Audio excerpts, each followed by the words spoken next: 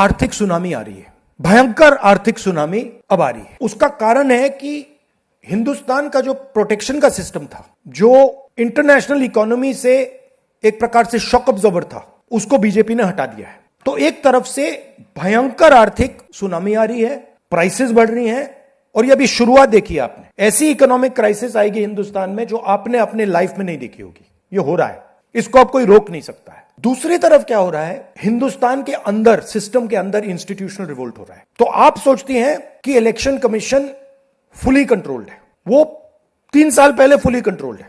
Chief election commissioner के messages मेरे पास आ रहे हैं, head of intelligence system, senior judiciary, सारों के सारे रिवोल्ट कर रहे हैं, इंफॉर्मेशन दे रहे हैं हमें। तो जो कंट्रोल का सिस्टम था एक तरफ से, वो कोलैप्स कर रहा है अंदर से, क्योंकि लोगों को दिख रहा है कि जनता का प्रेशर अब ऐसा भयंकर आएगा, अगर हम इस रास्ते पे चलते गए तो हमारे लिए रिस्क हो जाएगा।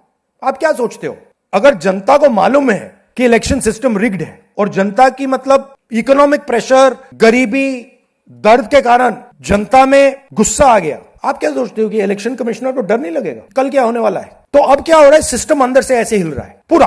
और मैं आपको ये बता दूं कि मेरे पास इंफॉर्मेशन आ रही है, सिस्टम मुझे इंफॉर्मेशन दे रहा है, मोदी जी के बारे में, शाह जी के बारे में, उनके बेटों के बारे में, मिनिस्टर्स के बारे में, अजीत डोवल के बारे में पूरा इंफॉर्मेशन है, धड़ाधड़ धड़ाधड़ धड़ाधड़ हमारे सिस्टम से ही आ रहा है। अब यह हो सकता है कि जनता के प्रेशर को यह सप्रेस करने की कोशिश करें, इमरजेंसी जैसी चीज कर दे, हो सकता है। बट अब हम दूसरी स्टेज में जा रहे हैं। पहले हम फुल कंट्रोल स्टेज में थे, अब ये आउट ऑफ कंट्रोल जा रहा है इनके। मैं मोदी जी के पास जाता हूं, जब मीटिंग में जाता हूं, मैं आपको बताऊं, मेरे पास मोदी जी के पर इतना इंफॉर्मेशन है, मोदी जी जानते हैं, मैं भी जानता हूं।